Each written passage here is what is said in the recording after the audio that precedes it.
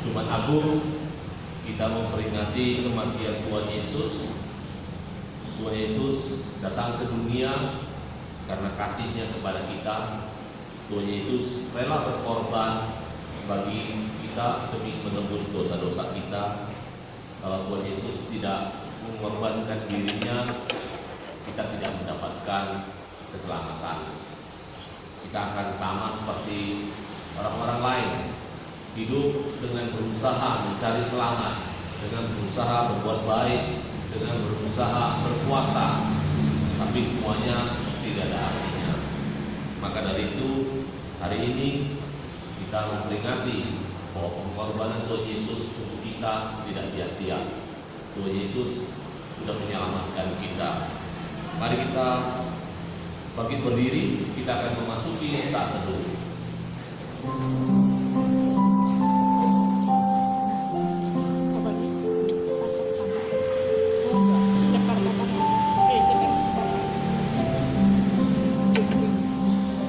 Marilah kita bersujud menyembah, berlutut di hadapan Tuhan yang menjadikan kita, sebab Dialah Allah kita, dan kitalah umat gembalaannya, dan kawanan domba tuntunan tangannya.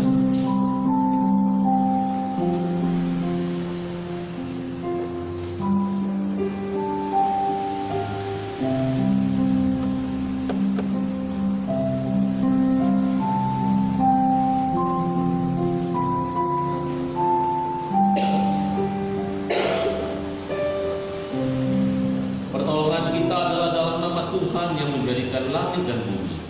Kasih karunia dan damai sejahtera dari Allah Bapa kita dan dari Tuhan Yesus Kristus menyertai kamu. Mari kita berikan hormat bagi Bapa kita, bagi putranya, dan bagi Roh Kudus. Lagu hormat diberi.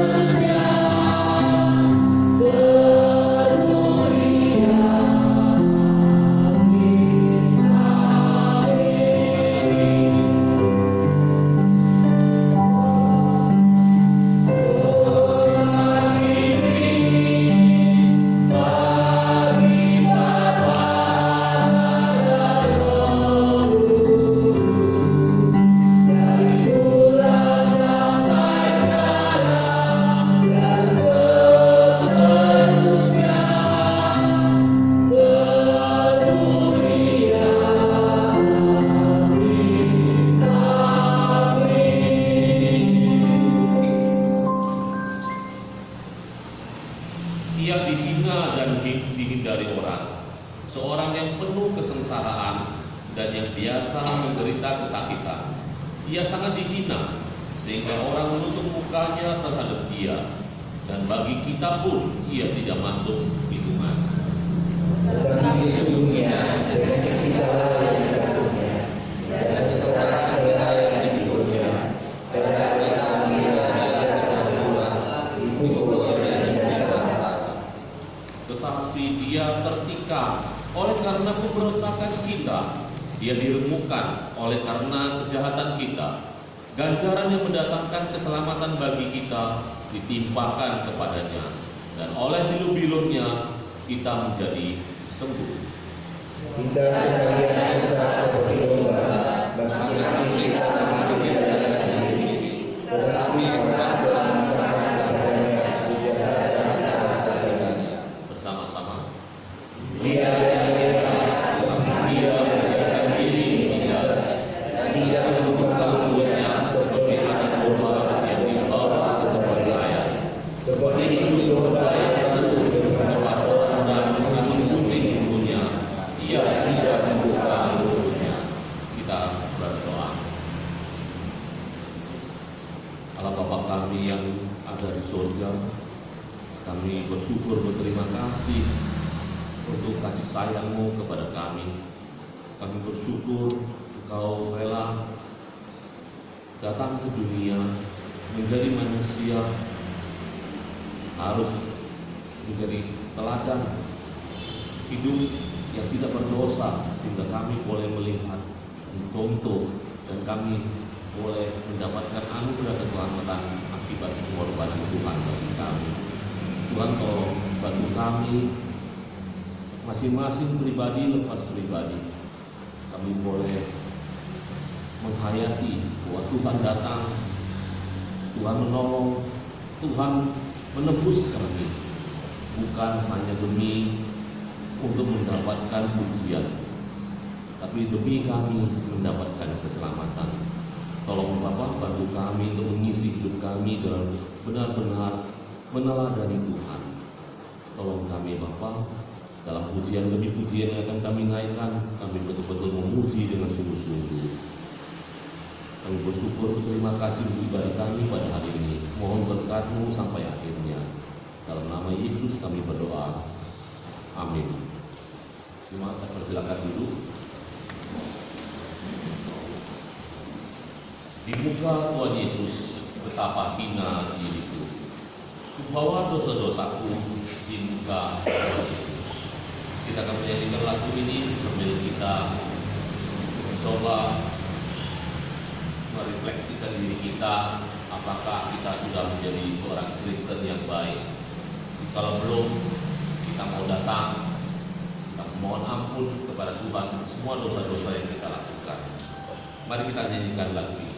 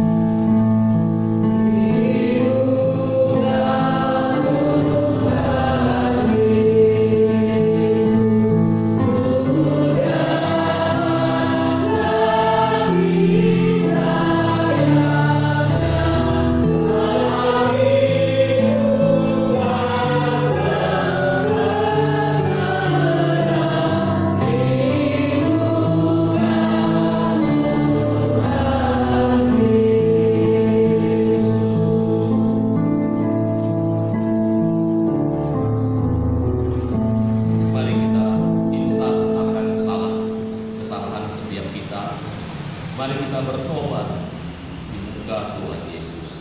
Kita tunduk kepala, kita mau mengakui semua dosa-dosa kita. Mohon kesediaan penginjil Averius yang memimpin doa.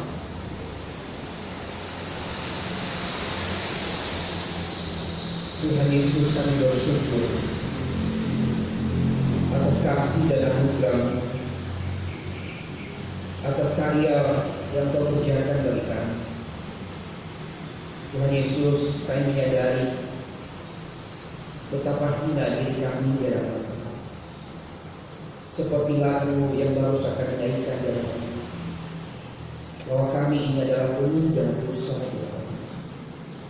Tapi karena kasih-Mu yang begitu besar dalam hidup kami, Kau rela mati bagi kami ya, untuk menebus setiap kami manusia yang penuh dengan dosa.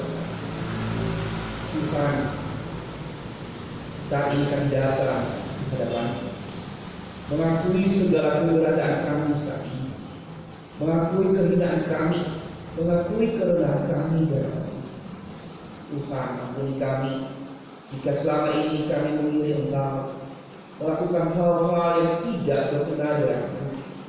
Dan saat ini dalam memperingati hari kematian-Mu di atas kayu salib itu, dan Engkau menebus kami umat pilihan. Dan saat ini kami mau mohon Tuhan, ampuni kami, kuduskan, sucikan kami ya. Ampuni kami jika selama ini kami lalai di dalam mengikuti kehendak, kami lalai di dalam mengikuti kebenaran firman-Mu. Biarlah hari ini kami mengingat bahwa Tuhan begitu mengasihi kami, dan kami juga harus merespon. Kami mau mengasihi Tuhan di dalam hidup kami. Kami mau mencintai Tuhan. Kami mau melakukan firman Tuhan, sehingga kami di dalam diri Engkau, kami selalu menyenangkan hati-Mu. Tuhan, sekali lagi kami mohon ampun kami. Biarlah kami tetap layak hidup di hadapan-Mu. Tuhan, masukkan kami ya Tuhan di dalam menjalani kehidupan ini sesuai dengan kehendak. Di doa permohonan pengampunan dosa kami, kiranya Tuhan berkenan untuk mengampuni setiap kami. Amin. Amin. Setiap kita yang mengaku dosa kita, setiap kita yang percaya bahwa kita punya Tuhan yang Maha Kuasa, Tuhan yang sanggup merubah watak kita. Kalau orang dunia percaya watak bisa sembuh, watak tidak bisa sembuh. Kita orang Kristen percaya watak dan watak di dalam kuasa Tuhan bisa disembuhkan. Amin. Percayalah, karena begitu besar kasih Allah akan dunia ini, sehingga Ia telah mengaruniakan anaknya yang tunggal, supaya setiap orang yang percaya kepadanya tidak binasa, melainkan beroleh hidup yang kekal. Sebab Allah mengutus anaknya ke dalam dunia, bukan untuk menghakimi dunia, melainkan untuk menyelamatkannya oleh Dia. Barang siapa percaya kepadanya, ia tidak akan dihukum. Barang siapa tidak percaya, ia telah berada di bawah hukuman, sebab ia tidak percaya dalam nama Anak Tunggal Allah. Percayalah kalau Tuhan sanggup merubah kita. Tuhan sanggup membuat kita tidak berbuat dosa sehari demi sehari. Bersandar kepada Dia, yakin, beriman kepada Tuhan Yesus, Sang Juru Selamat kita, maka sehari demi sehari kita bisa melewati tanpa berbuat dosa. Petunjuk hidup baru untuk setiap kita. Kamu telah menerima Kristus Yesus Tuhan kita. Karena itu, hendaklah hidupmu tetap di dalam Dia. Hendaklah kamu berakar di dalam Dia dan dibangun di atas Dia. Hendaklah kamu bertambah teguh di dalam iman yang telah diajarkan kepada kamu.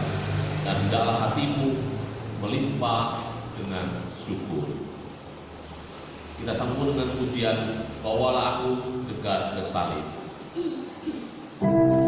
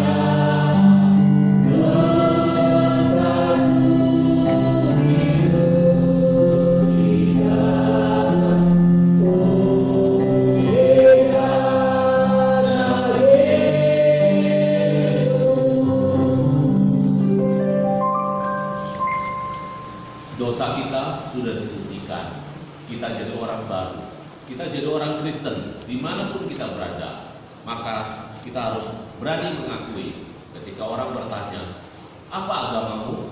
Saya seorang Kristen, saya penganut Kristus, pengikut Kristus yang sejati.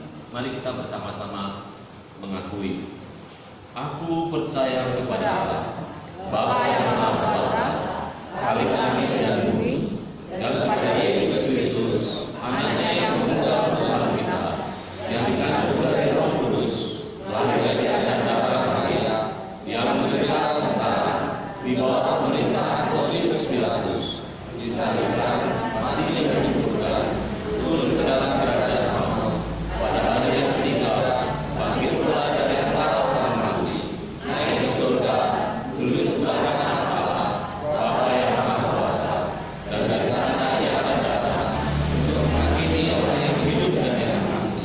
Aku percaya kepada Roh Kudus, gereja yang kudus dan persekutuan orang kudus, pengampunan dosa, kebangkitan tubuh, dan hidup yang kekal. Amin. Kita berdoa syafaat.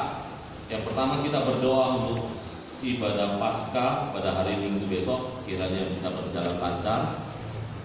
Kita berdoa juga untuk sakramen perjamuan kudus yang akan dijalankan, sehingga kita semua mempersiapkan hati kita untuk layak menerima perjamuan kudus.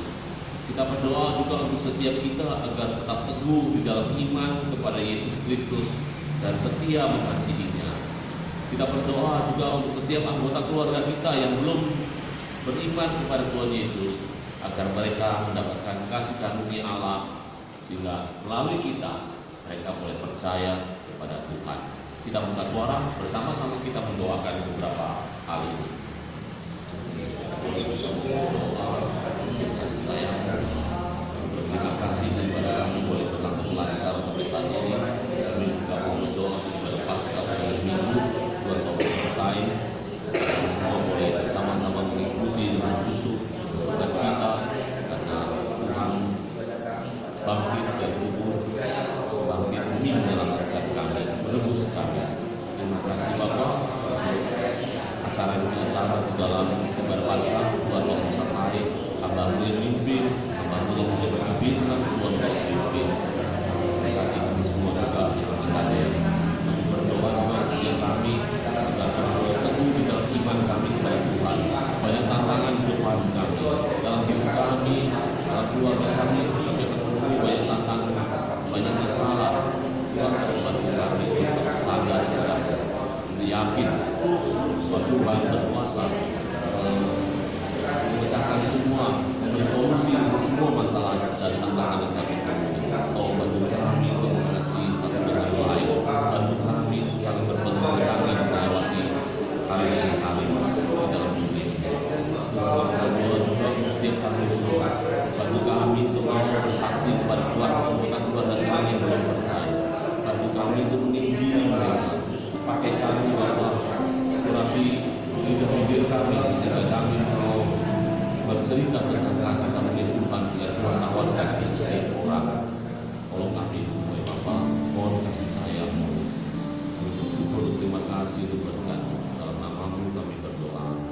Amin. Jemaat, saya persilakan duduk kembali. Kita akan mendengarkan persembahan pujian dari Saudari Lydia. Waktu dan tempat kami persilakan.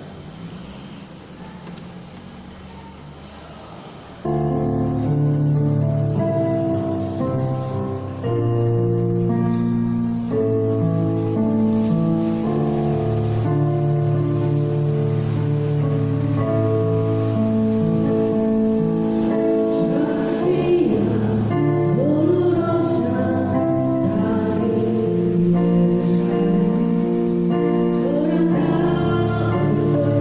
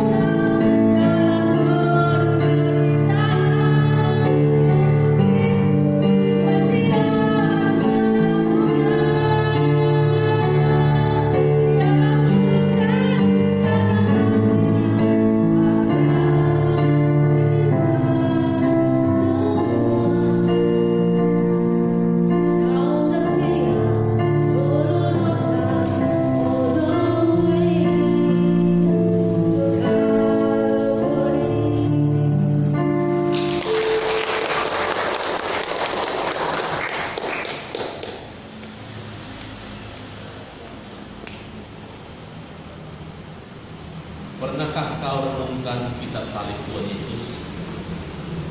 Tuhan Yesus, darahnya mengalir dari rusuk demi untuk kita. Pernahkah kau melihat kepalanya bermahkota duri? Mereka memberi dia mahkota tanpa tahu bahwasanya itu adalah penghinaan. Mari kita nyanyikan lagu ini. Yesus menderita bagimu, Yesus mati bagimu. Kisah 1 Tuhan Yesus.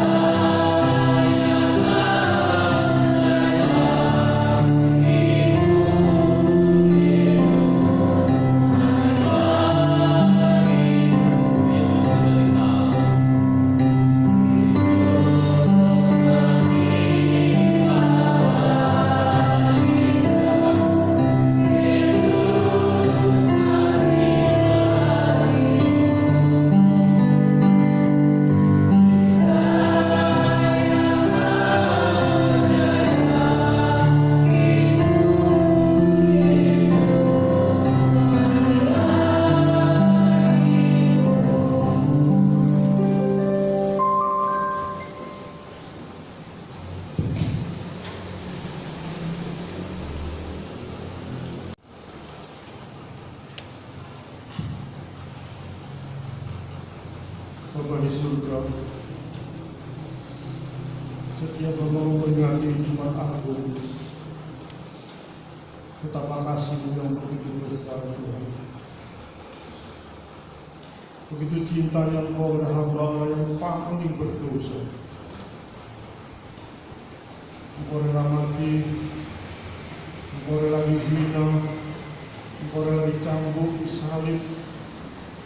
Semua melakukan dan hamba orang yang paling berdosa. Tuhan kuasailah hamba-Mu Tuhan.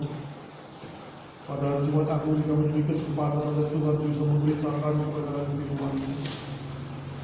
Tuhan kuasai hati dan pikiran hamba, kuasai kata-kata hamba. Engkau mau tambah, Engkau mau kurangi setiap kata-kata kami sehingga kebenaran itu betul-betul bersumber dari kita. Roh Kudus, tolonglah hamba-Mu di tengah-tengah kehinaan kami, di tengah-tengah keberdosaan kami Tuhan. Engkau pimpin hamba-Mu. Kami berdoa firman-Mu di sini Tuhan untuk merenungkan firman-Mu dengan serius, membuka hati dan pikiran yang paling dalam. Jika dalam firman Tuhan yang menegur mereka tidak mengeluarkan hatinya, tapi mereka membuka hati yang terdalam untuk kebenaran firman Tuhan. Tuhan berkatilah Tuhan pemberitaan firman-Mu dari awal sampai hingga akhir. Hamba siap untuk mendengarkan kebenaran Engkau ya Bapa. Di dalam nama Tuhan Yesus kami berdoa dan ucapkan syukur. Yang percaya katakan amin. Shalom. Shalom. Terima kasih kepada Tuhan kepada majelis di sini memberi kesempatan kepada saya untuk bisa berkhotbah pada Jumat Agung ini. Saudara, kalau kita mengenal Jumat Agung itu adalah sesuatu yang itu mengharukan. Saya kalau khotbah persiapan khotbah lain mungkin saya bisa cepat mempersiapkan. Saya mempersiapkan khotbah Jumat Agung ini nggak tahu ya, tiap kali persiapan saya nggak mampu. Di tengah-tengah persiapan saya merasakan Tuhan itu kok begitu luar biasa. Sehingga kadang-kadang saya nulis pun seringkali merasa keterharuan saya sehingga saya nggak tahu apa yang saya sampaikan pada Jumat Agung. Dan malam pagi ini kami diberi kesempatan oleh Tuhan dan diberikan satu tema oleh Pak Yamin, dari mana dari Markus 15 ayat 33-41, judulnya adalah Eloi lama sabachthani. Setelah mari kita buka dalam Markus 15:33 ayat 1, saya tambahin lagi dengan Mazmur 1 ayat 1 sampai 2. Saya minta dengan hormat siapa yang bisa membacakan firman ini. Markus 15:33-41. Siapa saja yang membacakan firman ini disambung dengan Mazmur 1 ayat 1 sampai 2.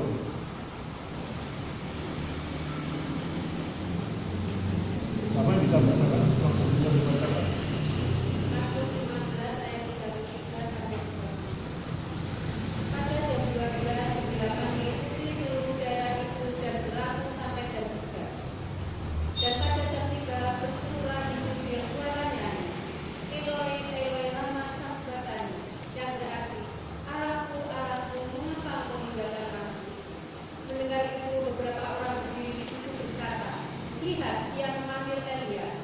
Maka datanglah seorang bunga karang, menutupkannya ke dalam anggur asam, lalu menutupkannya pada sepatan tubuh dan memberi Yesus minum serta berkata, baiklah, dan melihat apakah Elia datang menurunnya dia, lalu diserulah Yesus dengan suara nyaring dan menghilangkan nyawanya. Ketika itu tabir kayu suci terbelah dua dari atas sampai ke bawah. Waktu kepala pasukan yang berdiri berhadapan dengan dia melihat matinya demikian, berkatalah ia, sungguh orang ini adalah anak Allah. Ada juga beberapa orang yang membawa di antaranya Maria Magdalena, Maria Yakobus, Yuda dan Yoses, serta Salome. Mereka semuanya telah mengikuti Yesus dan melayaninya waktu dia di Galilea. Dan ada juga di situ banyak perempuan lain yang telah datang ke Yerusalem bersama-sama dengan Yesus. Kita sambung dengan Mazmur 1 ayat 1 sampai 2.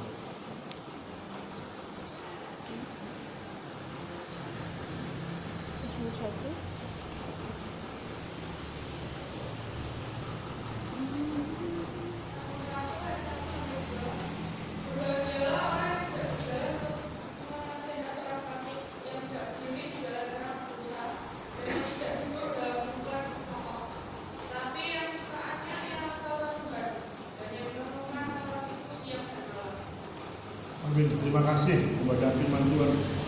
Saudara, pada Jumat Agung ini, saudara, saya akan mencoba untuk menceritakan bagaimana Yesus menderita. Tapi akan saya bagi dalam 3 hal. Satu, bagaimana saya akan menceritakan penderitaan Yesus secara fisik. Bagaimana nanti kita akan menceritakan bagaimana penyambutan dan penyaliban. Yang kedua, bagaimana saya menceritakan juga mengenai penderitaan secara rohani. Memang secara kasat mata, penderitaan secara jasmani lebih berat kasat mata. Rasanya berat sekali terjadi secara jasmani. Tetapi ditinjau dari teologis, penderitaan Yesus jauh lebih berat. Penderitaan rohani pada Yesus lebih berat daripada penderitaan secara jasmani. Saya pada pagi ini membawa 3 hal. Saya akan mencoba mengkhotbah bagaimana penyambutan dan penyaliban Yesus Kristus. Yang kedua, ucapan Yesus di mana khotbah hari ini judulnya Eloi, Eloi lama sabachthani. Saya akan menceritakan bagaimana penderitaan Tuhan Yesus pada waktu ditinggalkan oleh Allah Bapa. Yang ketiga, kita melihat siapa yang bertanggung jawab atas kematian Tuhan Yesus. Saya coba merangkum ada 6 orang yang bertanggung jawab kenapa Tuhan Yesus mati. Dapat kesimpulan khotbah saya adalah bagaimana makna kematian dan Tuhan Agung itu refleksi pada kehidupan kita sehari-hari. Saudara, mari kita bahas satu persatu, saudara. Apa yang dimaksud dengan penyambutan dan penyaliban? Saya coba membahas satu persatu. Saudara membaca Mazmur 1 sampai 1:2, saudara. Coba kita renungkan kata Mazmur tadi. Renungkan betapa Tuhan itu begitu menderita, saudara. Saudara, setiap saya menyampaikan firman Tuhan kepada Jumat Agung, saya nggak pernah tahan dengan air mata. Saya menulis khotbah dengan air mata, betul-betul air mata. Mengapa di sana menderita dengan penyambutan dan penyalibannya? Saudara, saya telepon Pak Kadin, adakah film Passion of Christ? Dia bilang kami tidak ada filmnya, tidak ada TV-nya. Saudara, saya coba putar film Passion of the Christ. Saudara, bagaimana tanggapan saudara? Kalau sudah melihat film Passion of the Christ, saya melihat ada banyak tanggapan hamba-hamba Tuhan. Film Passion of the Christ adalah film yang sangat brutal, sangat sadis. Sangat sadis. Film itu menggambarkan bagaimana penderitaan Yesus yang begitu luar biasa. Tapi kalau saya mencoba untuk belajar firman Tuhan dengan teliti, saya coba baca firman Tuhan meneliti bagaimana penderitaan Yesus, saudara. Saya rasa anggapan hamba-hamba Tuhan itu keliru. Kalau film itu begitu luar biasa sadisnya, saya katakan lebih sadis kalau saya membaca Alkitab daripada saudara menonton film itu. Saya akan buktikan kenapa film itu cuma sekedar, ya memang sadis ya sadis, tapi lebih sadis pada waktu saudara baca firman Tuhan. Bagaimana Tuhan Yesus itu disalibkan dan dicambuk. Mari kita bahas satu persatu. Apa arti dicambuk? Saudara, zaman dulu, saudara, cambuk itu cambuk yang begitu besar, bukan cambuknya jarang kepang, kan? Jarang kepang nyambuk kan cuma kecil aja. Nih, cambuk yang begitu panjang. Di ujung cambuk itu, saudara, orang Romawi itu pakai tali, saudara, pakai tulang ikan-ikan yang sudah dikeringkan dan tajam. Berapa senti dikasih, berapa senti terus dipenuhi dengan tulang-tulang daripada ikan-ikan yang kering dan begitu menyakitkan karena tajamnya luar biasa. Itu cambuk orang Romawi, bukan cambuknya jarang kepong yang pendek dan apa cetak pun sakit. Ini cambuk ada tulang-tulang kering. Saudara, yang nyambuk siapa? Saudara? Yang nyambuk adalah orang Romawi, tentara Romawi. Tentara Romawi itu besar-besar, gede-gede badannya. Latihan nyambuk itu sudah biasa, bukan orang krempeng. Gede, dan 2 orang yang nyambuk, kanan kiri. Pada waktu saya melihat itu, memang apa yang betul. Pada waktu Yesus dicambuk, dia duduk di satu, bukan duduk ya, maksud apa ya, tengkul gitu, dadanya telanjang, dia langsung seperti menkuku gitu. 2 kanan kiri, saudara, dicambuk sama orang Romawi. Setelah hukum Yahudi, cambuk itu paling banyak 39. 40, hitungnya kalau trader makanya dihitung 39 supaya nggak keliru. Kalau kelebihan dihukum. Ini yang nyambuk bukan orang Yahudi. Ini yang nyambuk orang Romawi, sehingga hukum itu tidak berlaku. Bukan sampai 39, saudara. Orang Romawi nyambuk ratusan kali. Bukan 39 yang hukum Taurat katakan harus 39 kalau mencambuk orang. Ini orang Romawi tidak ada aturan. Dia punya hukum sendiri. Mau menyambut Yesus berapa puluh ratus kali dia tidak peduli. Karena hukum Taurat tidak berlaku bagi orang Romawi. Setelah apa terjadi, saudara? Saudara bayangkan Yesus itu tempur, cambuk punggungnya, dia itu nancep loh, cambuk ditarik saudara. Ini loh katut kabel. Dikatakan seperti yang apa dosen katakan kadang seperti punggungnya seperti bubur. Tahu bubur saudara? Begitu rasanya dagingnya seperti terkurek-kurek seperti pita. Sampai dikatakan penafsir dikatakan bagian dalam punggungnya dia sampai kelihatan. Sudah itu penderitaan yang fisik yang luar biasa sadisnya. Kalau di film Enterprise cuma sudah campur-campur gini, saya itu cuma 39. Itu sutradaranya salah Pak, orang main bukan 39, lebih dari 39. Saudara betapa menderitanya dia, saudara. Cambuk begitu luar biasa menderita, saudara. Dia menderita kesakitan yang luar biasa. Dan biasanya orang waktu disalib, belum disalib pun dicambuk sudah mati, karena gak tahan. Saudara, pada waktu saya meneruskan ini, panggung ini dicambuk, saudara. Untuk siapa kok Yesus menderita dan ditanggung dicambuk? Begitu penderitanya luar biasa, saudara. Itu cuma kasus penyambukan, belum lagi kasus penyalipan. Kalau sudah main film Passion of the Christ, salib itu coba saudara perhatikan kalau saudara lihat film lagi ya. Itu Yesus pada waktu ditidurkan, salibnya itu rasanya halus loh. Katanya dipasrah, bahasa Jawa ya pasrah. Nggak mungkin orang-orang maling masrah, penganggur orang-orang masrah. Ditebak pohon itu, pohon itu digeletak, dipaku dua gini. Bayangkan pohon itu kasarnya luar biasa. Itu di film Passion of the Christ itu dipasrah, halus sehingga seperti ini kayu halus. Bukan ini yang dimaksud, bro. Yang dimaksud di Alkitab pada waktu disalib ditebang pohonnya langsung digeletak tidur, saudara. Disalib dipaku, saudara. Nggak tahu dipaku di tangannya atau di jarinya, saya nggak tahu. Ada seorang mengatakan di Alkitab memang tangannya. Tetapi seorang dokter waktu seminar saya undang beberapa tahun yang lalu, dia mengatakan di pergelangan tangan. Hanya tidak mungkin Pak Iman tangan pada waktu beban terpikul pasti robek semua. Tapi Alkitab mengatakan di tangan, tetap di tangan. Saya pada waktu membantah dokter, saya tidak peduli kamu kedokteran. Alkitab mengatakan di tangan, tetap di tangan. Sobek gak peduli. Tetap di tangan, tidak di mana di kaki. Kenapa tidak sobek, bro? Saya lihat di selangkang pada Tuhan Yesus, kakinya Yesus kayak gini ya. Coba saudara perhatikan, di tengah-tengah kaki ini ada sabda, ada kayu muncul. Dan Tuhan duduk di kayu. Kalau nggak duduk, nggak mungkin sampai bisa menahan kakinya atau tangannya dengan paku. Setelah paku dipaku, saudara, besarnya paku dengan kakinya dilipat dua, tangannya didirikan, itu masih nggak apa-apa, dipaku, saudara. Pada waktu menaikkan salib, saudara, apa dua dan keren, karena keren, nggak mungkin, saudara. Yang angkat sama orang, lubang salib itu kecil sekali, persis seperti kayunya kecil. Begitu diangkat, dimasukkan di kayu kecil, diuncang, derep. Bayangkan dia begitu, punggungnya seperti bubur, digeletak, demikian. Karena Yosef bukan orang gemuk, mungkin Yosef itu orang yang kurus, ya, bukan seperti saya gemuk. Kalau orang gemuk kata Yosef kurus, pada waktu disalib itu ditali, perutnya ditali di belakang kayunya itu, supaya nanti pada waktu dijelek itu supaya tidak perutnya jebol seperti saya. Saya kena hernia karena lembu ya, mungkin itu belum itu tidak ada jebol. Yesus mungkin kurus sehingga tidak terjadi pembebanan daripada berat badannya. Setelah itu penderitaan Yesus disalibkan, begitu menderita. Dia dan tadi film apa?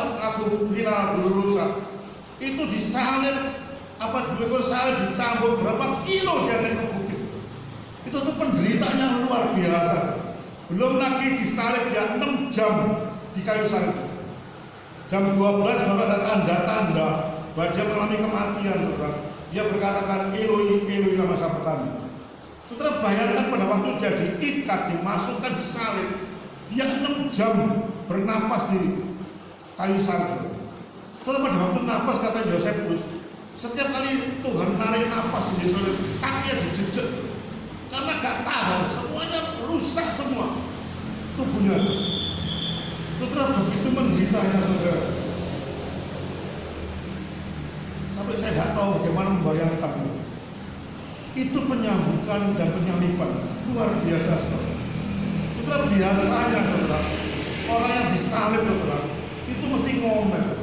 Begitu dia masuk disalib, zerok itu sumpah serapah muncul. Itu katanya Yosefus. Itu ahli sejarah. Saudara, apa yang terjadi dengan Tuhan Yesus? Saudara? Pada waktu jadi salib, dimasukkan di kayunya, jadi diletakkan di mana di tanahnya, apa yang terjadi dengan Bapa, ampuni mereka karena mereka tidak tahu apa yang mereka berbuat. Itu ucapan dari Tuhan Yesus di kayu salib. Orang lain disalib, saudara, bukan ucapan itu yang muncul. Ngamuk, meso, saudara. Karena nggak tahan menderita luar biasa dengan penderitaan secara jasmani. Saudara, itu penyaliban dan penyambukan yang begitu hebat luar biasa. Sekarang kita masuk kedua, saudara. Penderitaan secara rohani. Yang saya katakan tadi, penderitaan rohani lebih hebat daripada penderitaan secara jasmani. Kenapa dia melakukan penderitaan rohani? Saudara, karena dosa saudara saya. Dosa itu menyebabkan hubungan kita dengan Tuhan putus. Siapa bisa menyambung? Siapa bisa mendamaikan kita dengan Allah karena dosa kita? Kita manusia begitu bejat, saudara. Dikatakan teori pada total depravity. Total depravity, tidak ada satu baik dalam diri manusia, bejat semua. Itu menyebabkan kita rusak hubungan dengan Tuhan. Yang mendamaikan dengan Tuhan Yesus Kristus, dengan mati di kayu salib. Jam 12 sampai 40, jam 3 dia berseru dengan suara nyaring, Eloi, Eloi, lama sabachthani. Bapak, mengapa kau tinggalkan aku? Saudara, pada waktu Yesus ada di taman Getsemani, biarlah cawan ini berlalu, ya. Tapi biarlah kehendakmu terjadi. Dia gak kuat menanggung penderitaan. Bukan penderitaan jasmani, tapi penderitaan rohani yang dia tanggung. Saudara, Allah Bapa pada waktu lihat Allah anak begitu menderita beban dosa dipikulkan di pundaknya dia. Gak mentolong, saudara. Saudara, pada waktu saya bayangkan pada waktu anak saya sakit kecil dulu, disuntik sama dokter, gak mentolong, saya nengos ke kanan. Karena saya gak mentolong anak saya disuntik. Ini Allah Bapa begitu cintanya kepada Allah anak. Bapak dan anak adalah satu. Pada waktu anaknya menderita, beban itu begitu berat, rasanya Allah Bapa itu nengos, tidak mentolong Allah Bapa, Allah anak. Saudara, itu gambaran betapa cintanya hubungan antara Allah anak dan Bapa. Sehingga betul-betul dikatakan Eloi, Eloi lama sabachthani. Saudara, orang makin dekat, saya bayangkan, saya ilustrasikan, makin dekat, saudara, bisa itu makin menyakitkan. Saya punya teman tuh sebagai suami istri baik setengah mati. Istri itu baik kok, suaminya baik luar biasa, dua-duanya baik. Saya tahu kehidupan luar matanya. Pada waktu istrinya mati, loh, saya bayangkan sebagai manusia biasa, loh. Ini hubungan Allah Bapa dengan Allah anak tidak bisa dialogorikan seperti hubungan manusia. Tapi saya mencoba untuk menggali supaya saudara membayangkan betapa Allah Bapa itu begitu susahnya pada waktu lihat anaknya menderita. Kita pun sebagai manusia, sebagai suami istri yang saling mencintai. Pada waktu istrinya mati, loh. Suaminya itu 6 bulan, 7 bulan tenger-tenger, bahasa Surabaya. Nolak-nolak memikirkan bojo tuh kok mati, bojo ditinggal karena saking cintanya dengan bojone. Bojone dengan api kok mati ya, emang ya laki-laki tidak ada harapan tua. 7 bulan dihibur, teman-teman saya dihibur semua, gak mau jangan ngurung diri kamar. 7 bulan dia mengatakan, aduh kok begitu kehilangan. Itu yang begitu luar biasa baiknya. Kecuali kalau hubungan saudara dengan suami tidak beres, saudara. Saya punya teman istrinya mati, puji Tuhan. Karena nggak beres semuanya. Wapok mati. Itu hubungan nggak beres, kalau bukan begitu beres, saudara. Rasanya dipisahkan seorang yang begitu cinta pada saudara, baik pada saudara. Rasanya nggak enak. Saudara, saya sama cucu saya kedua itu yang perempuan 2 tahun itu. Waduh, saya seneng yang luar biasa. Gak pernah punya anak perempuan, saudara. Saya kan laki KB 33, saudara. Punya cucu perempuan umur 2 tahun itu, waduh, saya gak bisa. 2 hari 3 hari saya sudah mimpi. Isu panggil opa tuh suaranya tuh. Tadi supaya bangun mimpi sama cucu saya. Begitu keterikatan saya dengan cucu saya. Sehingga saya sampai bilang anak saya, sudah gak usah pindah Mario. Terus di rumah saya karena cucuku, kamu pindah cucu tak ambil. Jadi begitu senangnya saya sama cucu saya. Sehingga hubungan saya dengan cucu saya itu begitu luar biasa. Setelah itu kalau hubungan baik, Allah Bapa dengan Allah anak mempunyai hubungan yang sangat intim. Jika pada waktu Allah menderita, saudara, Allah Bapa tidak menolong. Bukan hubungan tidak baik. Saya punya teman juga nih, saya gambarkan supaya saudara melihat kalau bukan tidak baik itu yang baik gini, bukan baik kayak gini. Saya punya teman istrinya meninggal. Ini cuma bukan punya teman. Saya cuma cerita, bukan teman saya. Ini cuma ilustrasi, ada orang ngomongkan ada bagaimana, ada cerita, saya tidak tahu cerita dari mana tuh. Ada suatu istrinya meninggal, pernah dengar ya Pak Kani mungkin pernah dengar. Istrinya meninggal, masukkan peti, begitu keluar dari peti, petinya nyangkut temboknya rumah, langsung istrinya hidup lagi. Wajar sih, bapak suaminya ini cuma cerita, jadi saya gambarkan itu loh tanda tidak baik. Betapa orang tuh kalau bisa tidak masalah, kalau udah banyak luar biasa. Begitu bangun hidup istrinya. Terus saya berapa tahun lagi mati, bro. Begitu mati, petinya mau dikeluarkan, dia hati-hati, ada tembok, jangan sampai kena mati. Soal maksud itu, jangan sampai tetap tembok lagi, hidup lagi mati ya. Setelah itulah gambaran sebagai suami istri. Apalagi gambar dengan Allah Bapa. Setelah makanya guyonan kemarin ada guyonan satu keluarga ada saya teman saya ini bersaksi karena dia menderita luar biasa istrinya. Pernah tahu dengar ada istrinya meninggal yang luar biasa katanya juk ya teman saya. Makanya kalau suami istri jangan terlalu netek lah. Nanti kalau mati bingung kan. Itu ada banyaknya itu. Lebih baik biasa-biasa, tapi itu cuma guyonan. Setelah itulah keadaan kita. Allah Bapa menderita pada waktu anaknya begitu luar biasa. Setelah mari kita bahas yang ada satu perbedaan antara Markus 15 ayat 23 dengan Markus 15 ayat 20. Kenapa pada waktu Yesus naik di bukit dia waktu di kayu salib diberikan minum dia tidak mau minum. Tapi pada waktu dia di puncak salib dia mau mati dia diberi minum mau. Jadi itu perbedaan dan ini perbedaan yang betul-betul ditanyakan oleh banyak orang. Saudara, saya akan ulas sedikit aja perbedaannya. Pada waktu Yesus dari mau mana ini salib dia diberi, kenapa tidak mau? Karena minuman itu mengandung satu obat yang daya tahan sakit. Istilah rasanya seperti mati rasa. Dan Yesus tidak mau penderitaan dikurangi, sehingga dia menolak minum. Pada waktu dia salib, pada waktu dia tahu dia mau meninggal, dia minta minum. Itu perbedaannya secara gampang sehingga tidak perlu dipersoalkan. Jadi persoalkan banyak orang. Kenapa Yesus sekitar kemarin saya ngesum 2 hari mesum mesti dipertanyakan. Masa Yesus mati 3 hari? Yesus 3 hari di mana? Itu pertanyaan umum.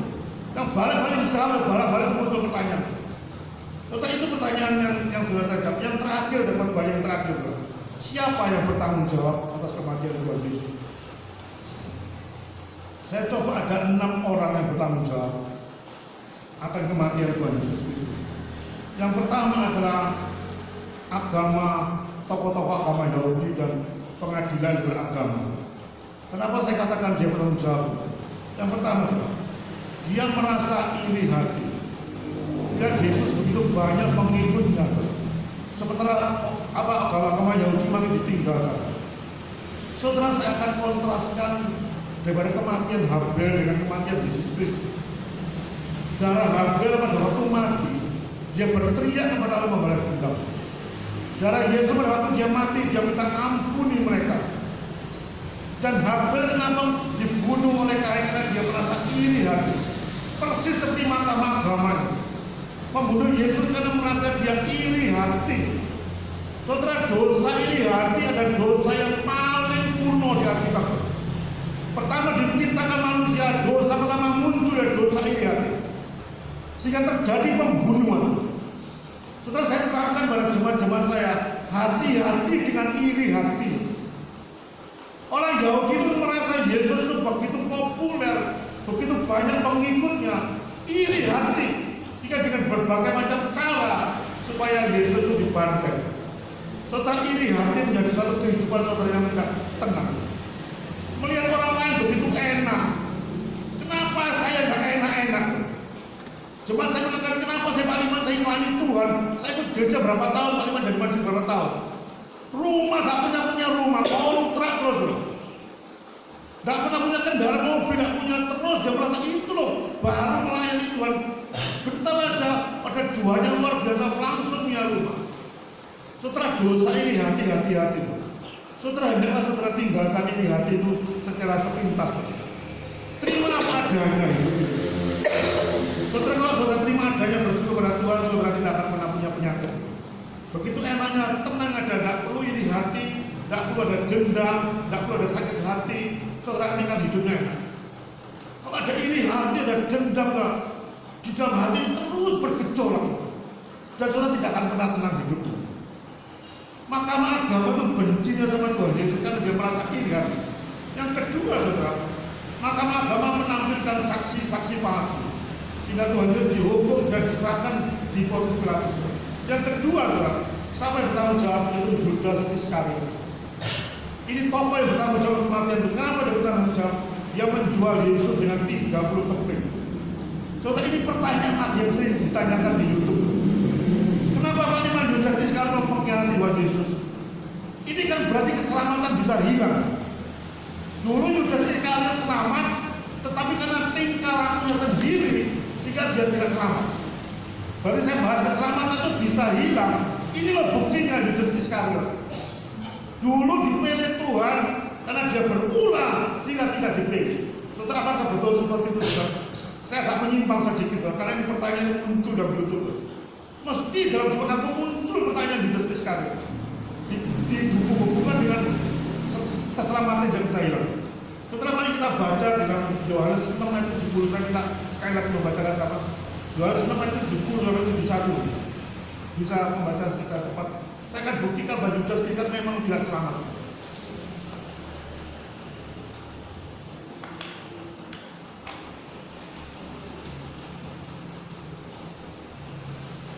Kalau dilakukan langsung jawab Yohanes 6 ayat 70 sampai 71. Jawab Yesus kepada mereka, bukankah aku sendiri yang telah memilih kamu yang 12 ini? Namun seorang dari antaramu adalah iblis. Yang dimaksudkannya adalah Yudas, anak Simon Iskariot, sebab dialah yang akan menyertai Yesus. Dia seorang di antara ke-12 murid itu. Kenapa Tuhan memilih Yudas Iskariot? Apa Tuhan tidak tahu Yudas Iskariot akan mengkhianati? Dia tahu. Kenapa dia pilih? Itu pertanyaan muncul. Kenapa dipilih kepada Yesus tahu Yudas Iskariot akan mengkhianati? Saudara, jawabannya saya tidak tahu. Itu kedaulatan Tuhan. Itu misteri yang tidak bisa saya jawab. Kenapa Yesus memilih Yudas Iskariot padahal dia tahu orang dia selamatkan? Saya nggak tahu. Walaupun saya terangkan secara gamblang, tapi saya secara intinya nggak tahu kenapa Tuhan Yesus memilih. Itu kadang-kadang Alkitab itu ada satu misteri yang saudara tidak bisa ketahui. Ya sudah, tidak usah ngomong. Kenapa Yudas pilih? Apa Yesus pilih Yudas? Jadi itu kan karena Tuhan. Dan saya yakin Yudas Iskariot memang dari dulu tidak percaya pada Tuhan Yesus. Ada orang pura-pura loh yang percaya pada Tuhan Yesus. Maka saya peringatkan kepada hamba-hamba Tuhan. Di gereja saudara pasti ada orang yang tergandung. Tidak mungkin di gereja itu gandum kabel. Mesti ada orang yang maka itu setiap hamba Tuhan berkhotbah, beritakan Injil. Saudara, jangan anggap orang gereja semua gandum. Mesti ada satu lalang atau dua lalang di gereja. Dan itu hamba Tuhan tugasnya memberitakan Injil supaya mereka jadi gandum. Karena itu sudah satu kenyataan. Lalang dan gandum dua-dua sama tumbuh. Nanti pada akhirnya baru tahu apa dia lalang gandum. Yudas Iskariot demikian. Dia bukan orang pilihan. Tapi kenapa dia dipilih Tuhan, saya tidak tahu. Ada banyak orang yang dekos di gereja, satu saat dia pulang murtad kepada setan. Ada banyak orang seperti saya sendiri, pengalaman hidup saya. Saya dulu orang kelenteng. Kelenteng yang betul-betul saya kepala dari kelenteng kampung Dopo itu apa di Jakarta saya. Saya dipilih Tuhan, tidak tahu kenapa saya dipilih Tuhan. Walaupun saya diambil pada kelenteng, saya sudah waktunya Pak Iman kos di kelenteng, diambil oleh Tuhan untuk kos di gereja. Itu anak pilihan tuh. Dikatakan unconditional election. Pada waktu Tuhan memilih seseorang, tidak pandang orang itu baik atau tidak. Saya dulu orang yang paling benci pada Kristen, sangat benci. Saya pada waktu melamar istri saya, ada satu syarat saya dapat cerita betul pada supaya tahu bahwa anak dia benar. Saya minta satu syarat pada nenek saya. Saya tidak ada masalah apapun. Saya minta satu supaya saya tidak pernah jadi orang Kristen. Karena istri saya orang Kristen, saya minta sama ibunya sama mamanya. Kalau syarat itu dipenuhi, jalan. Kalau nggak dipenuhi, mundur, saya tidak peduli, tidak taruh, tidak paten. Itu dulu saya. Dan nyonya saya kok gobloknya mau tuh. Saya tidak jadi, ya sudah nggak apa-apa, tak terima. Nggak tahu mana saya apa, saya orangnya. Kok mau diterima? Nggak jadi Kristen, dia orang Kristen tuh. Saya ketika saya satu saat tidak menjadi Kristen, itu salahnya. Dan pada waktu satu kawin, saya di gereja, setelah ke gereja saya kelenteng. Itu keadaan saya, tapi kenapa saya dipilih itu saya tidak tahu. Itu suatu saat akan dipindahkan dari kelenteng ke gereja. Saudara, itu adalah pilihan. Kalau anak pilihan, saudara tidak pernah bisa lari dari Tuhan. Dimanapun saudara ada, saudara dikejar. Kalau bukan anak pilihan, walaupun saudara di gereja, jadi majelis sekalipun, kalau bukan orang pilihan satu-satu orang murtad, tidak murtad. Setelah itu Yudas Iskariot. Yang ketiga, saya bertanggung jawab itu Pontius Pilatus. Saudara, kan orang Yahudi itu tidak berhak untuk menghukum Yesus. Dia serahkan pada Pontius Pilatus. Saudara, Pontius Pilatus itu tahu bahwa Yesus tidak pernah salah. Tidak ada salahnya Yesus, tidak ada salahnya. Tapi janganlah desakan orang banyak.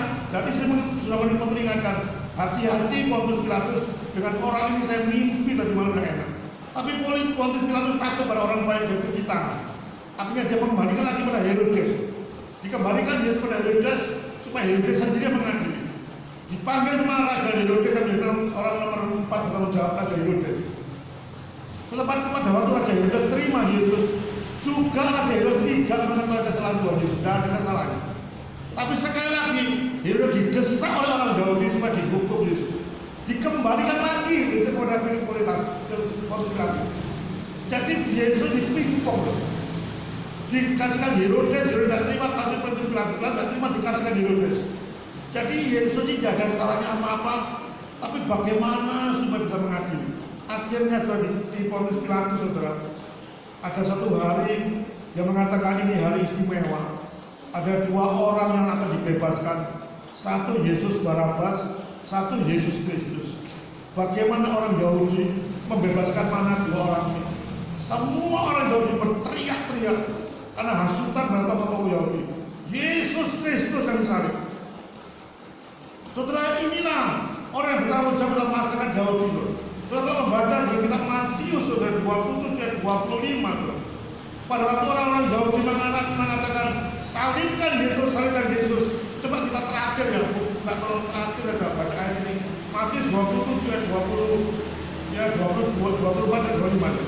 Saya akan membuktikan bahwa ini loh masyarakat Yahudi yang meminta Yesus disalib.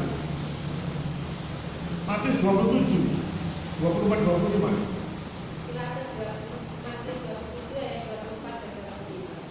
Ketika Pilatus melihat bahwa segala usaha akan sia-sia, malah sudah mulai timbul kekacauan yang mengambil air dan membasuh tangannya di hadapan penaganya dan berkata, Aku tidak bersalah terhadap darah orang ini. Itu urusan kamu sendiri. Dan seluruh rakyat itu menjawab, biarlah darahnya ditanggungan atas kami dan atas anak-anak kami. Ayat 25 ditekankan ya.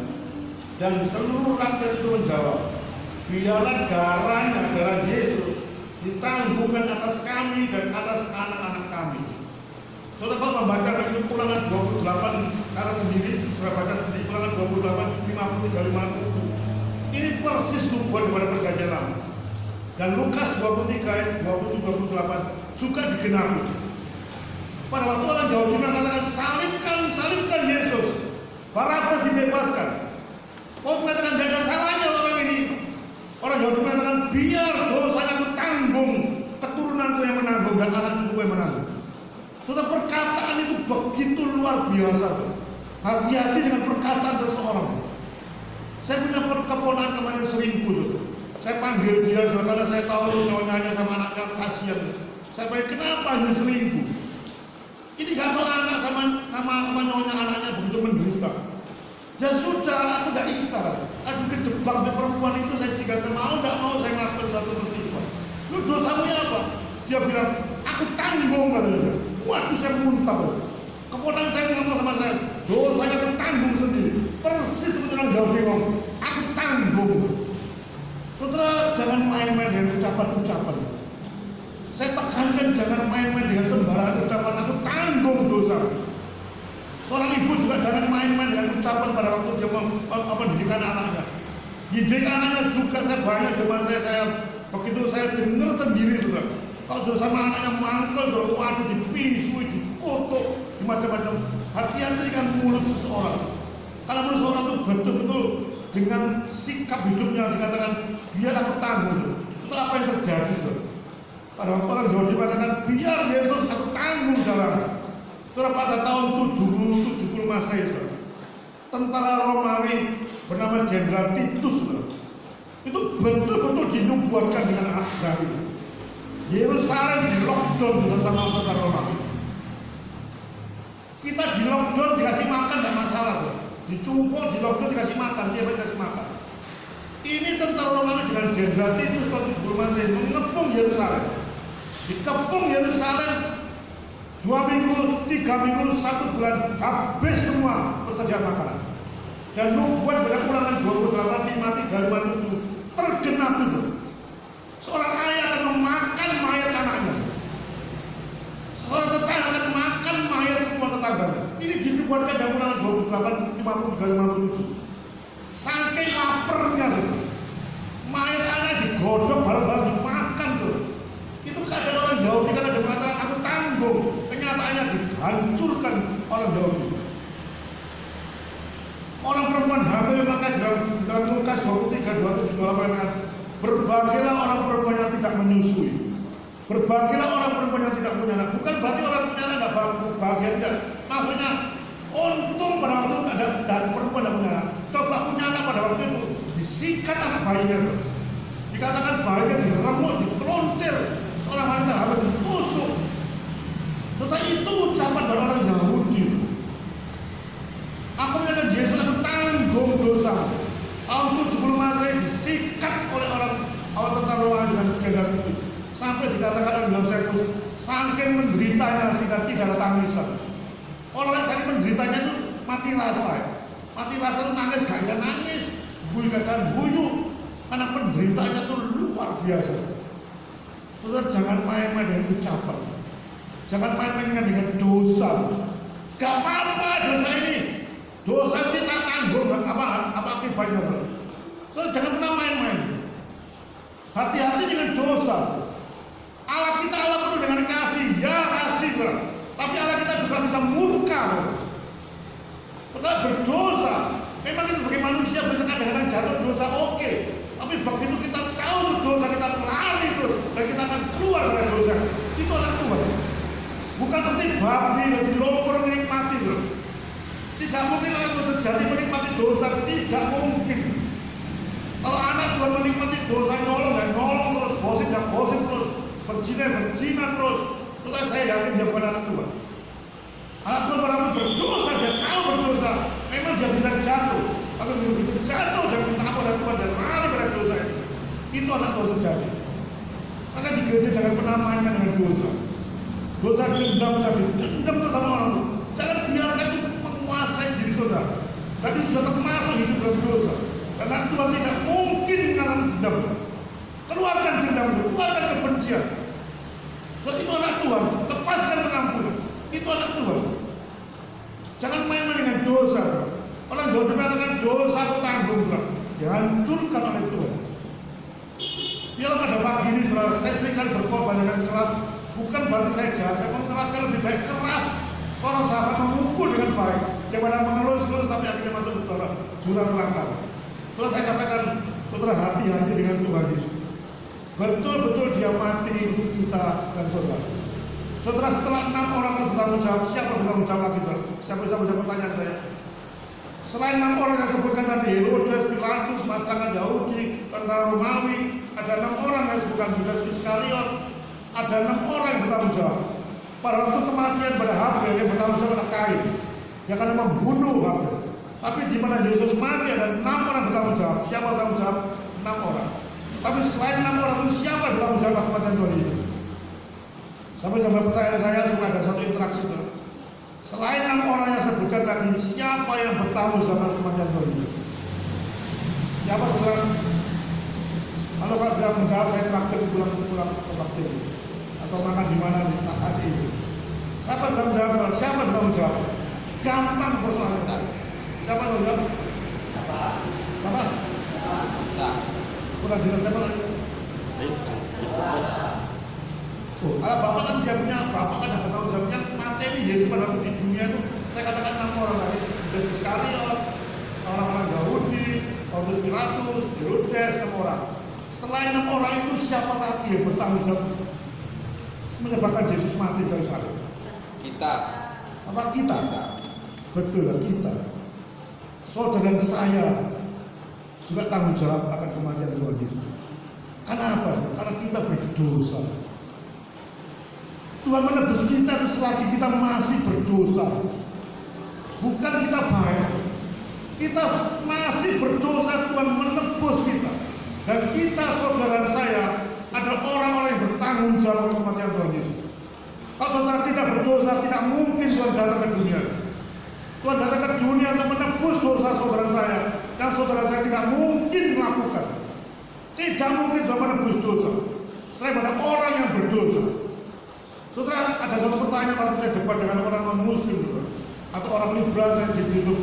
Kenapa saya Pak Liman? Orang Kristen itu kok sombongnya luar biasa? Mengapa kamu orang Kristen mengatakan slogan Kristen itu hanya Kristus, hanya iman yang menyelamatkan? Ini pertanyaan muncul dari orang liberal dan orang non-Kristen. Di YouTube banyak loh. Saudara dengar dari YouTube, saudara ada satu COVID, saudara.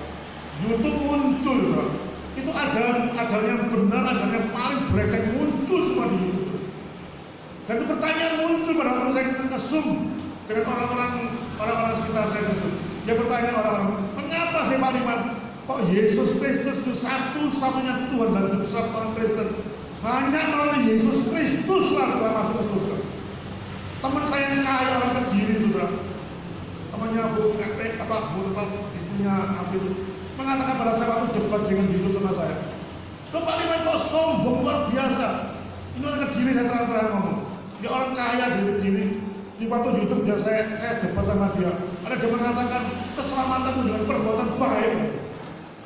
Yesus dengan perbuatan baik. Teman saya pada waktu COVID dia menyumbang oksigen, dia menyumbang rumah sakit, dia menyumbang MM-an saya kumpulkan orang bol-bol, sumbang. Masa Tuhan tak mentolong masuk neraka? Saya berkata demikian di YouTube. Saya punya teman-teman itu bukan orang Kristen, saya orang Kristen. Tapi mengumpul uang pada waktu COVID saya nyumbang begitu banyak uang. Masa Tuhan masukkan ke jurang neraka pada waktu tidak percaya Tuhan Yesus? Itu debat saya di YouTube sama dia. Saya katakan bukan perbuatan baik yang membawa ke surga. Hanya iman. Tapi iman harus dibuktikan dengan perbuatan baik. Itu kebalik. Dan dia mengatakan akhir kepada saya, kenapa saya Pak Liman mengatakan hanya Yesus satu-satunya? Jadi sombongnya luar biasa. Apa ada jalan lain? Tidak ada jalan lain cuma ke surga. Saya katakan tidak ada. Hanya Yesus satu-satunya jalan. Dan saudara saya buktikan di mimbar saudara dan jemaat supaya moga-moga betul-betul mengerti akan khotbah saya.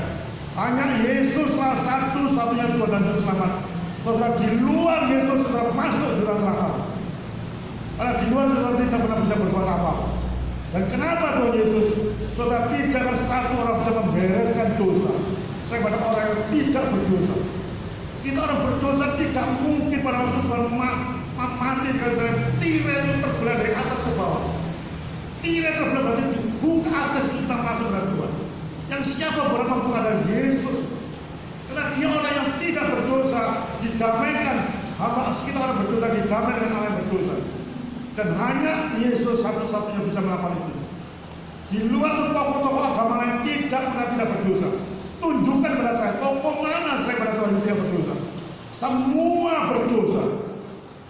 Tidak ada manusia pun di muka bumi ini selain pada Tuhan Yesus yang tidak berdosa. Semua tokoh-tokoh agama mau perjanjian lama mau perjanjian baru. Sampai Paulus mengatakan di antara semua orang berdosa, akulah orang yang paling berdosa. Itu Paulus. Sehingga Yesus satu-satunya. Kalau beranggapan bahwa ada banyak jalan menuju ke Roma, kenapa saya milih Kristen? Pada waktu saya debat dengan orang liberal namanya pendeta Robert Setioso, saya terang-terang ngomong. Kalau saya ucapkan, saya terus terang kalau di mimbar saya tidak sungkan-sungkan menyebut hamba Tuhan yang sesat. Itu kalau masalah jalan. Kalau masalah etika saya tidak pernah nyebut hamba Tuhan. Hamba Tuhan itu jatuh dalam dosa perjinahan, dosa keuangan saya disuruh nyebut. Siapa sih Pak Liman? Pendeta Surabaya begitu jahat sama perjinahan. Saya tidak pernah nyebut namanya. Karena itu membunuh integritas seseorang. siapa tahu dia bertobat. Tapi kalau ajarannya saudara, saya sebut gerejanya, saya sebut orangnya, supaya saudara tahu ini orang sesat, supaya jangan saudara sampai terseret pada jurang neraka. Ada banyak hamba Tuhan mengatakan, ada banyak jalan. Saya bilang sama orang Bapak Setio, Pak, kalau ada banyak jalan menuju ke Roma, saya ini orang Buddha. Saya suka menyebut Buddha dan Kristen enak mana? Saya katakan jujur, Pak, enak agama Buddha dan Kristen. Kenapa saya katakan enak agama Buddha waktu saya ikut kelenteng? Enak, Pak, agama kelenteng. Dulu saya gardu apa sukses, Pak. Saya bisnis apa, saya waktu di kelenteng. Saya opi-opi itu, apa, tujuan itu keluar. Oke, bisnis, sukses saya. Padahal saya jadi anak Kristen, anak Tuhan. Kekayaan saya jauh lebih menurun. Sebelum saya ikut Tuhan, saya begitu kaya. Ya bukan yang kaya itu lumayan, saya banyak perusahaan saya yang saya buka. Itu dulu. Karena saya bekerja dengan cara-cara licik. Dengan minta pertolongan pada dewa-dewa. Dan dia memberikan kekayaan pada saya. Setelah saya jadi anak Tuhan, saya buang ke dewa-dewa gendeng. Saya akan bekerja dengan cara-cara Tuhan. Turun, terus omset turun. Pada waktu saya membuka restoran di Sidoarjo, rame, saudara. Begitu rame, 3 bulan langsung sepi. Ada seorang paranormal datang pada saya. Kenapa restoranmu sepi, Pak Iman? Itu loh sebelahmu 2 rumah, 2 restoran. Itu tadi pagi ngasih guna-guna di restoran. Sehingga membuat restoranmu sepi, sehingga semua datang ke sana. Ayo kalau ramai tak anu lagi, pasti saya tanggung di atas putrek, katanya paranormal. Teken saya beli teken. Pokok saya kasih uang berapa juta, kalau nggak ramai tak balik ke duit. Karena saya itu jual restoran dari restoran Pak Iman. Itu buat guna-guna bagi kamu supaya orang nggak masuk ke restoran. Setelah kalau saya jual agama Buddha, agama Kristen, pasti saya pakai orang itu. Pasti. Saya udah punya bengkel konstruksi, sedikit saya panggil suhu gede-gede itu, nyiramin bengkel saya, workshop saya bisa pakai air, rame aku. Dan itu terjadi pada kaki saya sekarang. Omset turun, panggil suhu rame, turun panggil suhu rame semua, sehingga kayaknya luar biasa. Tapi pada waktu paranormal berkata pada saya, gak peduli Pak, tutup dan tutup, gak sobe, gak pakai, karena dia langsung pergi. Karena saya menggunakan cara-cara Tuhan. Saya tidak menggunakan cara-cara normal tidak baik. Sepi paling sepi tutup ya Pak Mari. Rugi paling berapa? Tidak mungkin saya tidak makan. Sehingga kita punya satu keadaan yang berbeda. Cara pandangnya, paradigma pikirannya, cara kerjanya, cara menghadapi keluarganya. Dulu istri rela ngamuk, berantem tidak. Tapi kita anak Tuhan, tenanglah. Rela gak rela biarlah lah. Bisa karena rela. Kita lakukan betul-betul berjalan pada track record yang benar. Dan itu menderita. Enggak apa-apa. Kenapa saya berani menderita di dunia? Karena saya punya Allah Yesus Kristus. Saya hidup di dunia sementara. 70 tahun, 80 tahun. Saya orang setengah 2 cepat mati berbayar. Lebih cepat mati bisa. Karena saya bisa bertemu muka dengan Tuhan Yesus. Itu impian saya. Jadi orang Kristen tidak pernah takut mati. Bahkan kepingin mati saya. Kalau saya kepingin panjang umurnya aku cepat mati biasa. Di dunia penuh dengan persoalan yang begitu luar dan jelimetkan. Mati dan Tuhan beres. Bisa rasa kekekalan. Itu anak Tuhan yang memikirkan konsep kekekalan. Jadi ngapain kita di dunia 70 tahun main-main dengan dosa? Gara-gara duit menjual Tuhan. Gara-gara jodoh menjual Tuhan. Famili saya tuh gak kawin-kawin 35. Kawin pacaran yang saya sudah ceritakan, kawin pacaran sudah seiman karena orang ini tidak punya duit. Begitu mau kawin 3 bulan bilang, ada orang Mesir punya pabrik marmer di Sidoarjo, langsung dipecikan pacaran langsung kayak orang itu. Itu kurang ajar. Walaupun dia bukan agama Kristen, tapi dia punya uangnya. Apakah sudah seperti itu? Menjual Tuhan dengan cara-cara licik, gara-gara duit, gara-gara jabatan, semuanya dilakukan dengan cara-cara licik. Saudara tetap tenang. Saudara makan cuma 2 kali, 3 kali, kemarin makan sate dengan Lydia, enak kok, cuma piro sih. Makan 1 hari 3 kali, 15.000, 20.000, paling piro. Makan sate 10 zakat dengan 20, beda terus ya. Orang sudah desa punya em-eman dan makan ini tak gitu. Dapat dikatakan ngapain sih kita mulung-mulung? Tuhan ngasih 1 hari 1 juta, puji Tuhan. Maka saya bilang sama ini aku, wih kok ngomel, order 1 hari 1 juta diem, terima kasih. 1 hari 1 puji Tuhan. 100 ngomong, 1 juta menang loh. Setelah apapun terjadi pada kehidupan saudara saya, enak atau tidak enak, pertahankan. Yang penting saudara ikut Tuhan Yesus secara konsisten. Tetap ikut Tuhan di tengah-tengah situasi kondisi apapun yang terjadi. Saudara jangan pernah meninggalkan Tuhan dan jangan menjual Tuhan dengan cara-cara itu. Biarlah pada Jumat Agung saudara, ketika Yesus mati untuk saudara saya.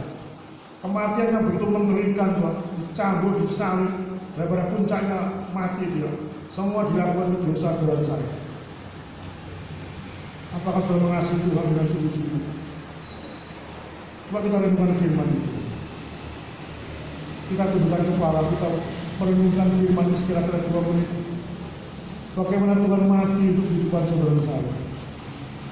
Kita menyanyikan lagu Getsemani, kita minta satu dengan teman kita.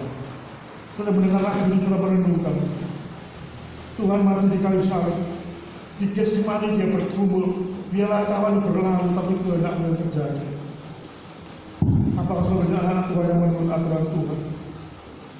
Di tengah-tengah kesulitan hari, saudara, di tengah-tengah pergumulan yang begitu luar biasa hebatnya, apakah saudara tetap ikut Tuhan? Kita nyanyikan lagu dengan sungguh-sungguh. Mari kita berdiri, saudara. Kita nyanyikan dengan menghayati firman Tuhan.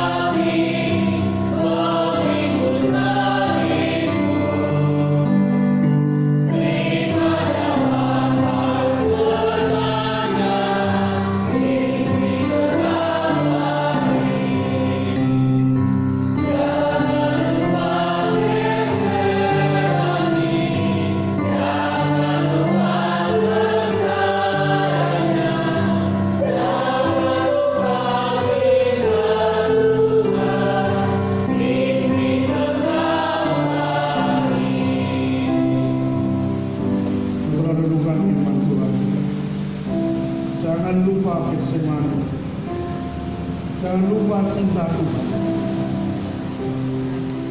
Mari kita berdoa, kita renungkan kebenaran Tuhan. Tuhan, Engkau rela datang ke dunia karena begitu besar kasih-Mu. Engkau rela dicambuk, Engkau rela disalib, Engkau rela ditinggalkan oleh Allah Bapa. Engkau rela diejek, diludah, dimahkotai duri, dihina, difitnah. Semua Engkau tanggung, saudara, pada dosa. Tuhan, di tengah-tengah perkumpulan anak-anak-Mu di sini, kami tidak tahu perkumpulan apa yang mereka hadapi. Setiap orang punya perkumpulan masing-masing yang begitu berat. mungkin ditinggalkan pasangannya, mungkin karena keuangannya, mungkin karena anaknya, mungkin karena suaminya, istrinya, mertuanya, ataupun orang sekitar, ataupun kita menghadapi keuangan yang begitu sulit, atau menghadapi apapun. Bila pada pagi ini Tuhan kami datang kepada Engkau, kami mengungkapkan apa adanya kepada Engkau Tuhan. Tuhan, ini aku orang berdosa. Aku mengalami keadaan seperti ini, Tuhan. Tapi kami yakin Tuhan rela mati jika saya menebus dosaku. Dan kami yakin akan memberikan yang terbaik pada anak-anak. Karena Engkau Gembala kami yang agung, Gembala kami yang setia dan adil, Gembala yang tidak pernah meninggalkan domba-dombanya di tengah-tengah situasi kondisi apapun yang domba alami. Engkau hadir tepat pada waktunya. Engkau tidak pernah meninggalkan anak-anak. Tolong Tuhan dicamkan pada jemaat di sini, supaya pada waktu menghadapi masalah mereka yakin mutlak bahwa Tuhan tidak pernah meninggalkan saudara saya. Berikan kesabaran, berikan ketenangan, berikan hikmat, akal budi, supaya kami tidak menjual Tuhan dengan cara-cara licik, supaya kami tidak membantu Tuhan juga dengan cara-cara licik. Mungkin dengan keuangan, untuk mendapatkan keuangan kita rela mengorbankan Tuhan. Dengan mendapatkan jodoh kita rela mengorbankan Tuhan. Dengan keberhasilan kita rela meninggalkan Tuhan. Tuhan ingatkan kepada jemaat-jemaat di sini secara sungguh-sungguh ya Tuhan. Hidup tidak akan pernah lama. 70 tahun, 80 tahun sudah bonus. Hidup sementara kenapa dipegangi? Kenapa begitu digandrungi Tuhan hidup sementara? Ayah pun tanpa Tuhan mati semua. Semua masuk pada jurang neraka kalau mereka tidak terima Yesus Kristus. Tuhan, pada pagi ini Tuhan di gereja ini yang ada hadir di sini Tuhan bagi mereka belum menerima Yesus. Pagi ini mereka membuka hati dan pikirannya, mereka menerima Yesus Kristus sebagai satu-satunya Tuhan dan Juru Selamat. Setelah mereka menerima Yesus, mereka berkata pada Tuhan, apa yang kau berbuat Tuhan? Buah-buah akan nampak dalam kehidupan saudara saya. Tuhan tolonglah sekali itu. Jumat Agung, hari kematian Tuhan. Siapakah si saudara saya? Saudara saya adalah debu yang tidak ada api. Tapi justru kau perhatikan hamba yang debu ini. Hamba seperti bulu yang terkulai, tapi tidak pernah kau patahkan. Hamba seperti sumbu yang pudar, tapi tidak pernah kau padamkan. Kau dandani kami, kau koreksi kami, walaupun kadang-kadang sakit, kadang-kadang berat, tapi tujuan Tuhan ada hal yang begitu baik. Bila kami seperti bulu-bulu yang terkulai Tuhan, tidak langsung kau patahkan, tapi kau dandani. Walaupun di tengah-tengah proses Tuhan itu begitu tidak enak ya. Tapi betul-betul kami menerima dengan keadaan apa adanya. Tuhan, inilah hamba. Terima kasih ya Tuhan, kami bisa menggunakan firman Tuhan. Bila firman Tuhan masuk pada diri mereka masing-masing, mereka pulang dengan merenungkan seperti masih berkatakan, merenungkan firman Tuhan. Bukannya merenungkan, tapi mereka masuk pada hati yang terdalam. Mereka pulang dengan damai sejahtera dari Engkau Tuhan. Mereka pulang dengan sebagai pelaku firman Tuhan. Tuhan, ampuni dosa hamba, ampuni dosa jemaat-jemaat di sini Tuhan, yang sering membuat Engkau kecewa, sering membuat Engkau marah. Hamba seringkali tahu berdosa, seringkali kami langgar. Itulah keadaan kami. Kami manusia bobroknya luar biasa, bejatnya luar biasa di hadapan Tuhan. Itulah hamba, itulah anak-anak. Karena itu kami datang pada Engkau, justru itu kami perlu Engkau. Hanya dengan anugerah-Mu kami bisa hidup dengan baik.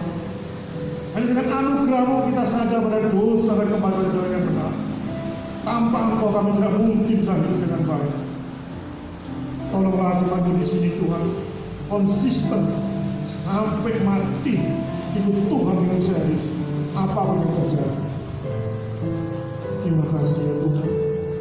Berkati gereja itu, berkati hamba Tuhan yang sebagai gembala, berkati pengurusnya, semuanya kasih tim kerjasama yang baik yang Tuhan percayakan untuk menggembalakan gereja Tuhan. Tetaplah setia, Tetaplah taat pada Tuhan di tengah-tengah kerepotan apapun, di tengah-tengah penderitaan apapun, di tengah-tengah keterbaruan apapun, tetap setia pada Tuhan. Berkati gereja sekali Tuhan. Sudah sementara kami berpisah satu sama lain, bimbinglah kami dan kuasai kami. Tuhan, terima kasih kami bisa menemukan firman Tuhan. Di dalam nama Tuhan Yesus, kami berdoa dan ucapkan syukur. Yang percaya katakan amin. Silakan duduk. Terima kasih.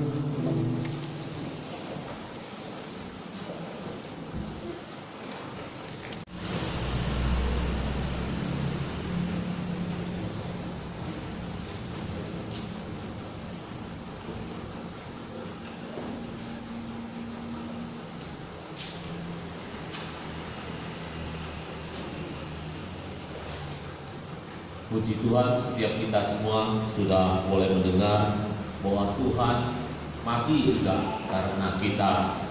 Mari kita hidup benar. Mari kita hidup tidak lagi bermain-main, tidak menganggap bahwa hidup di dunia harus mencari kesenangan. Mulai sekarang kita hidup di dunia untuk menyenangkan Tuhan. Amin. Hidup adalah anugerah. Anugerah itu lebih dari kado. Kalau kado kita dapat karena kita berprestasi, karena kita ulang tahun. Tapi anugerah diberikan adalah kado yang kita dapat bukan karena kita berprestasi, tapi anugerah kita dapat karena kita diberi tanpa syarat. Tuhan menawarkan keselamatan buat kita. Bukan karena kita pintar, bukan karena kita cantik, bukan karena kita baik. Tuhan menawarkan hadiah keselamatan karena kita berdosa. Jangan lagi berdosa, mari hidup benar buat Dia. Saat ini kita diberikan kesempatan untuk memberikan persembahan. Mari kita berikan persembahan dengan hati yang ikhlas. Kita tidak memberikan uang receh kepada Tuhan kita. Kita memberikan hadiah buat Tuhan, karena Tuhan sudah memberi kita gaji. Gaji kita bukan uang receh.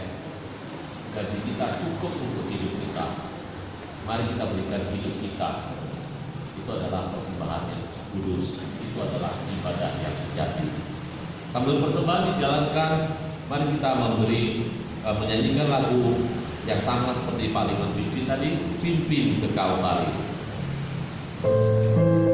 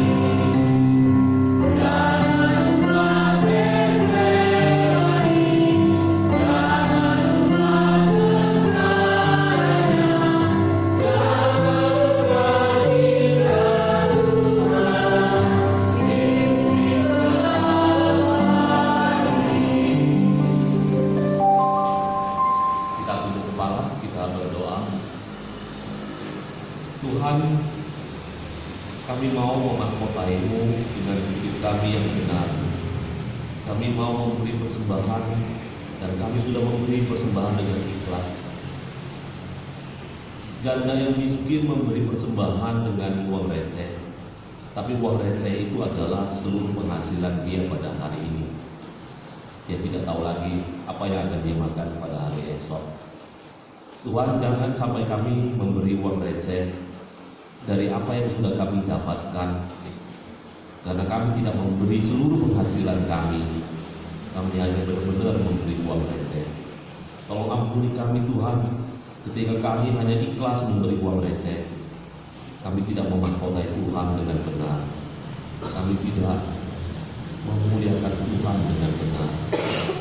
Tolong ya Bapa, jika kami melalui hidup kami mau mencoba hidup benar, memuliakan Tuhan, memberi persembahan hidup kami dengan tidak berdosa. Dengan cara itu kami boleh membuat Tuhan benar, mulia, dan kami boleh bersaksi melalui hidup kami.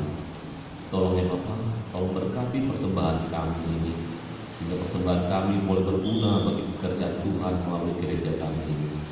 Tolong hidup kami, motivasi kami dalam hidup kami boleh menjadi benar dan semakin benar menghadiri Tuhan yang sudah rela berkorban nyawa demi kami.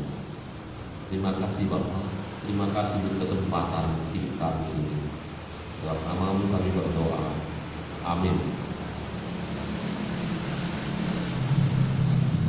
Saya akan membacakan warta buat kita. Hari Minggu kita berkumpul di sini untuk merayakan Paskah. Ibadah dimulai jam 9. Bukan jam 8, tapi jam 9. Pengkhotbah tetap dilayani oleh Bapak Pendeta Liman Handoko. Ada perjamuan kudus pada saat hari Minggu. Jadi kita semua mempersiapkan diri dengan sebaik-baiknya. Litur pos akan dilayani oleh Ibu Krisma, musik dilayani oleh Saudari Alia, yang melayani backing vokal adalah Ibu Harti dan Saudari Feni. Yang menjadi kolektor adalah Bapak dan Ibu Bislan. Kemudian yang menyambut tamu adalah Cencen dan Kaila. Kalau bisa pada hari Minggu kita memakai baju atasan putih. Kalau bisa, kalau tidak ada tidak apa-apa. Kemudian untuk persekutuan pada hari Sabtu ada persekutuan orang Labora besok bertempat di Jalan Cokro Aminoto. Bapak Liman akan membawakan diskusi untuk para pemuda remaja. Mari semua pemuda remaja boleh hadir karena diskusinya pasti akan seru.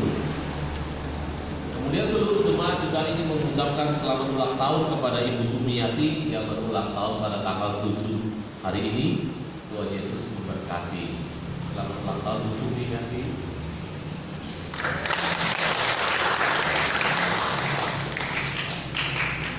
Silakan duduk. Seluruh jemaat juga ingin mengucapkan selamat datang kepada jemaat yang baru pertama kali hadir beribadah bersama dengan kami. Apakah ada? Saya undang untuk bagi berdiri yang baru pertama kali. Jikalau tidak ada, biarlah Tuhan memberkati kita untuk membawa jiwa-jiwa baru. Demikian warta sudah saya bacakan.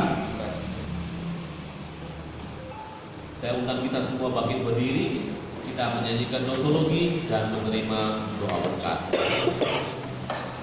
Amin.